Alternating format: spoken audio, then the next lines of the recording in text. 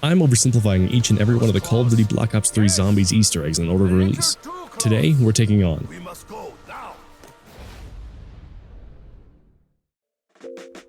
spawn into the map. Run around and look for the chum bucket. This Easter egg can easily be soft locked from the start if you don't run in with a level unlocked gobblegum anywhere but here. Thanks, Blundell. We love Easter eggs that have prerequisites. Try again, but put on ABH first. Grab the bucket, read the symbol on this high school water fountain, grab the corresponding skull, and start the first ritual. Man, this game loves rituals. Then suddenly a bunch of zombies who are standing around doing nothing in World War II zombies get pulled into this map and try to get a sweet sip of that water fountain. You gotta kill them before they get there, but make sure to only kill the ones that look like Pigpen from Charlie Brown.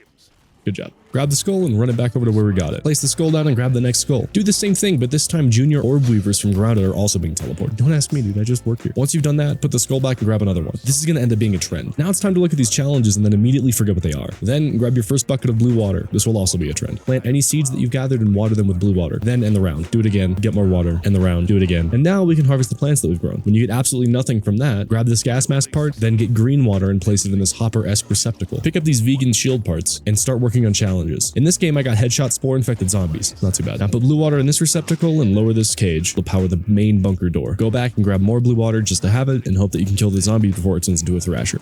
Inside the bunker, there's this underwater challenge to get power on and to get part of the pack-a-punch. In my opinion, this is a way better way to do the buildable pack-a-punch thing from Transit. Now we can flip this power switch and use our part to drain part of the water out of the pack-a-punch room. Grab the third shield part and plant again. My second challenge for this game is to kill spiders with spores, and so it's time to lure them into the death smoke. Except for one. One of them gets trapped inside this cage that we lowered earlier. Then we come back up and drain its perp juice and we can use that for the KT4 later on. Back to the bunker. You need to knife these cocoons in hopes for another PAP part. Nice. While you're down here, grab purple water and we can use that part that we got for the pack-a-punch. Take that purple water and water our plants. Come over to the green water and get this part. And now it's time to check on our plants. Ooh, this one looks neat. Is that a fruit or some kind of flower? Oh, you're just going to eat. Okay, at least we got a perk. Now to the final part of the bunker. There's another water fountain to do a ritual on. Once you're done with that, you can take an excursion down to the bottom of this underwater cave. A fate truly worse than death. You grab this plant and the last pack-a-punch part. Now that we have all the pieces, we can telepathically communicate with this table and get ourselves the KD4. Drain the final bit of water out of the pack-a-punch and you guessed it, back to watering plants. This time though, with every water, we need to shoot the plot with the KT4 to give it extra sauce. While you're passing the rounds for those plants, you can go ahead and look for the last gas mask parts and find the last water fountain to obtain a keeper's severed head. What do you mean that doesn't make sense? Pick the skull back up and get around to building the things that we've been collecting parts for this whole time. Take the last skull to the challenge podium, and now we can start the final ritual. Luckily, these keepers are only one shot each, and I have the best guns in the game, hands down, so it's pretty simple. Grab the skull of non-Sopway, and now we can leave. On the way out, we get zapped by lightning for some reason, but luckily our shield was equipped to handle it. We take the electrified shield. I don't think that's how this works. Take it to this console similar to the cage that we lowered for the spider, but this time we are the spider because we hop into the cage and get lowered ourselves.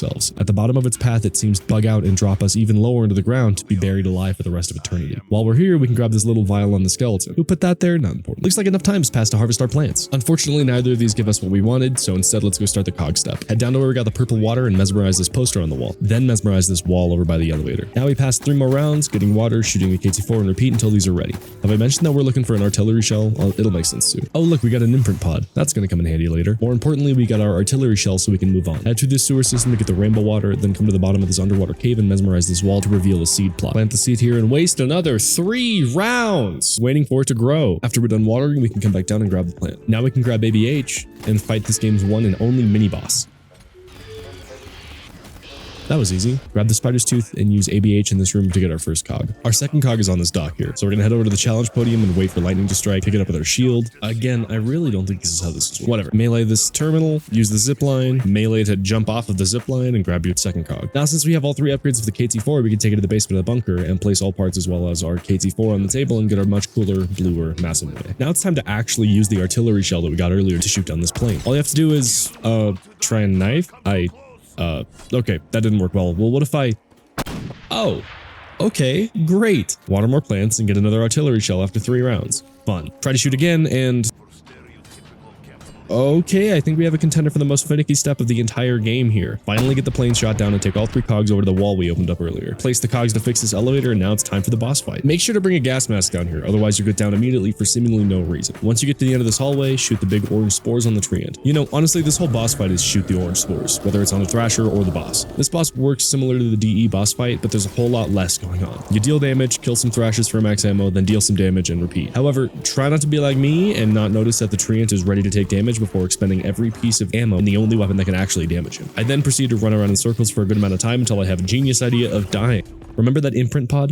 This is where it's going to come in handy. I respawn in the imprint pod, and this game is nice enough to teleport me back to the boss fight arena. I shoot the treant with my newly refreshed KT4, kill more thrashers, then finally kill the treant, and find plantified Takeo, and that's it. Join us next time where we will be forming romantic relationships with dragons only to break their hearts by revealing that we, ourselves, are not dragons. And hey, before you go, Discord just recently set up subscription tiers, and of course I set them up, right? It's very similar to the YouTube member program or Patreon. So I'd like to give a shout out to everybody who's subscribed so far, even though that is just one person. There's 3 different tiers, each offering cooler and cooler stuff, and it's probably the best way to support me and what I'm doing on this channel. Check the description for a link to the Discord. Anyway, Uncle Vinny will eat so many beans one day that he'll create a global shortage, only to create its own company where he's solely manufacturing beans. Thanks so much for watching.